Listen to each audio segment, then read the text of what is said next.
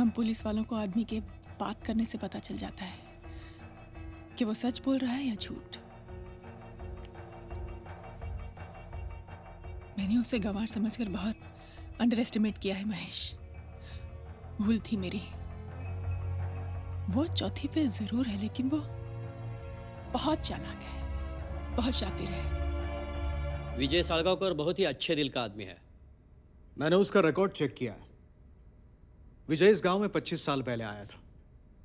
पहले चाय की टपरी, फिर किराना माल की दुकान, वीडियो लाइब्रेरी, गैराज, ऐसे अलग अलग जगहों में काम करते करते बड़ा हुआ और फिर खुद का बिजनेस शुरू किया। चौथी फेल है, लेकिन मराठी, हिंदी, इंग्लिश, कोंकणी सब आती है। कहता है सिनेमा देख के सीखा है ये सब। हाँ, उसे फिल्मों का बड़ा शौक है। एक भी फिल्म नहीं छोड़ता वो।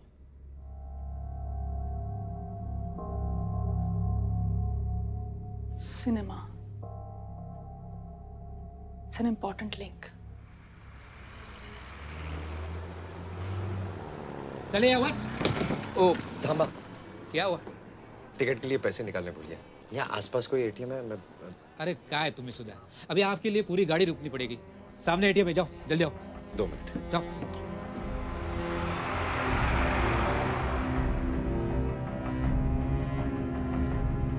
प्रभु, उस एटीएम का सारा सीसीटीवी फुटेज मंगाओ। कहाँ है ये ATM? Panaji? Taleigao bus stand, Panaji से 5 किलोमीटर। और तुम्हारी बस कितने बजे छूटने वाली थी? दोपहर 3 बजे। 3 अक्टूबर का दोपहर 2:30 बजे से लेकर 3:30 बजे तक का सारा सीसीटीवी फुटेज मुझे चाहिए अभी। सावंत, तुम तो रोज सैकड़ों पैसेंजर से मिलते हो। हाँ। चलो मान लेते हैं कि उस एटीएम के किस्से की वजह से ये फैमिली तुम्हें याद रह गई, लेकिन वो फैमिली पणजी किस तारीख को गई थी और किस लिए गई थी, इतना सब याद रखना इट्स इम्पॉसिबल। जो बात उसने तुम्हें 25 दिन पहले बताई, वो तुम्हें अभी तक कैसे याद है? मुझे याद नहीं है, उसने बताया मुझे। हाँ हाँ, लेकिन 25 दिन पहले तुम्हें बताया था ना, तो इतने दिनों बाद नहीं, वो नहीं मतलब ये सब उसने मुझे तब बताया जब हाल ही में वो मुझे फिर से मिला था। फिर से? हाँ। कब? 3-4 दिन पहले। कहाँ?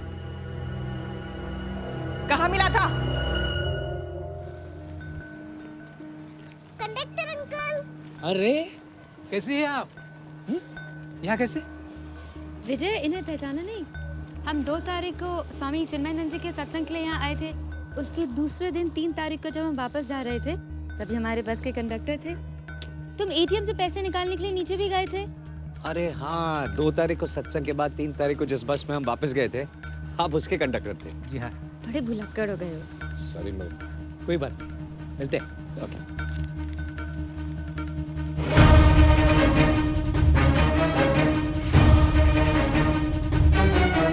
अरे बासु साहब, शो शुरू हो गया? अरे आप? नहीं, अभी टाइम है। आपकी फैमिली कहाँ है? नहीं, आज मैं अकेला आया। अच्छा। तो 2 तारीख को सत्संग था ना, इसलिए फैमिली साथ में आई थी। फिर 3 तारीख को शॉपिंग की, यहाँ आके पिक्चर देखी, उसके बाद होटल में खाना खाया, फिर घर गए। अब आप ही सोचिए कितना खर्चा हो जाता है।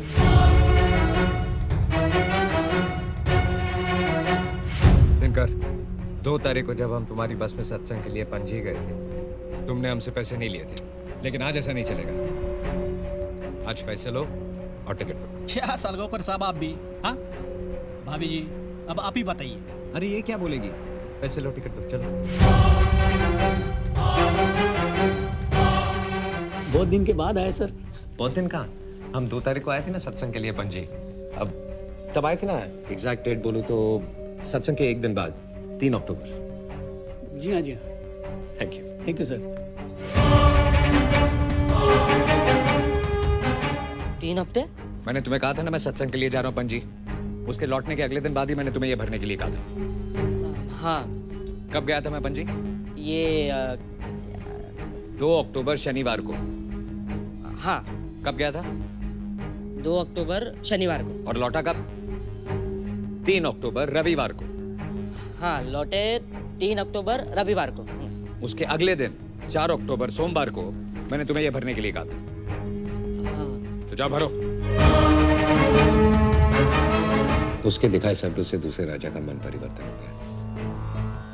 इस कहानी का तात्पर्य यह है कि क्षमाशीलता यानी हमें दूसरों को माफ करने की शक्ति प्राप्त कर लेनी चाहिए। Good, very good. लेकिन ये कहानी तुमने कहाँ सुनी?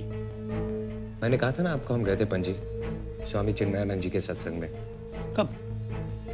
अरे अंकल भूल गए क्या? 2 तारीख को गए थे, शनिवार था, और 3 तारीख को वापस आए। वही सुनी मैंने ये कहा। Okay ma'am, Swami Chinmayanand. जी स्वामी जी।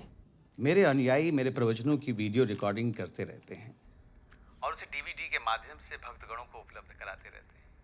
भक्तगण उसकी बुकिंग कर सकते हैं और 2 हफ्ते के अंदर भक्तगण उसे आश्रम से ले सकते हैं। मैंने 2 तारीख के प्रवचन की बुकिंग लिस्ट देखी है, लेकिन उसमें विजय साड़गांवकर का नाम नहीं है। ठीक है, thank you so much. Possible है कि उसने किसी दूसरे नाम से डीवीडी बुक की होगी। हाँ पॉसिबल है, लेकिन उससे ये तो नहीं साबित होता ना कि वो 2 और 3 तारीख को पणजी में नहीं था। हाँ मैडम, आईसीआईसीआई बैंक के एटीएम का सीसीटीवी फुटेज।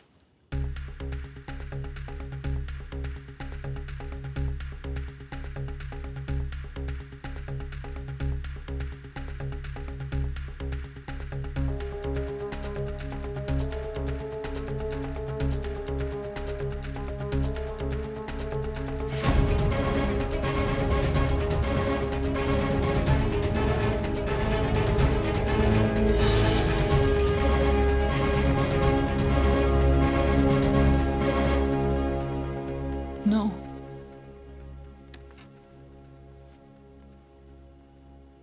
सो वो फिनिश्ड।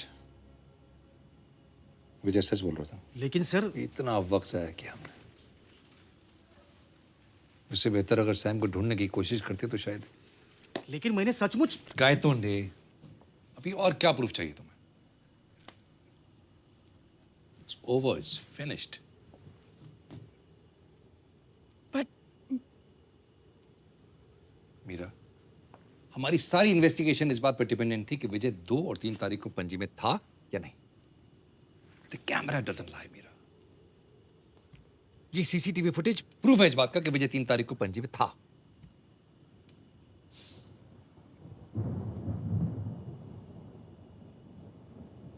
विजय 3 तारीख को पणजी में था।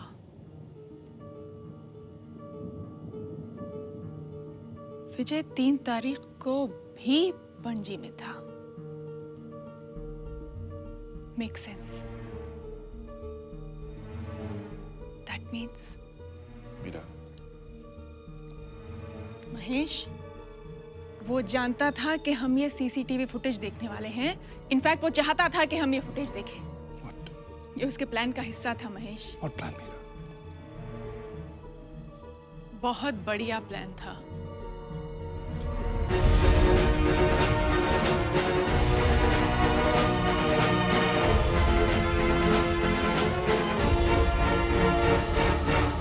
लगभग 8:30 बजे। तब सत्संग शुरू हो गया था। 2 तारीख को तो विजय यहाँ था ही नहीं। उन्होंने फिल्म का पूरा फर्स्ट हाफ प्रोजेक्शन रूम में बैठ के देखा था। अच्छे कस्टमर्स को कौन भूलता है मैन? ये सब उसने मुझे तब बताया जब हाल ही में वो मुझे फिर से मिला था। बहुत दिन कहाँ, हम 2 तारीख को आए थे ना सत्संग के लिए Panaji. He just recreated that day. In fact, both the days. 2 और 3 अक्टूबर। मतलब कौन सी बातें हमें अक्सर याद रह जाती हैं? वो जो हमने अपने आंखों से देखी होती है। विजुअल्स, दृश्य जो हम देखते हैं वो हम आसानी से नहीं भूलते। Visual memories are strongest memories. जैसे सिनेमा, आपको पता होता है कि जो कहानियां आप देख रहे हैं वो सच नहीं है, लेकिन आप फिर भी उस पर यकीन कर लेते हैं।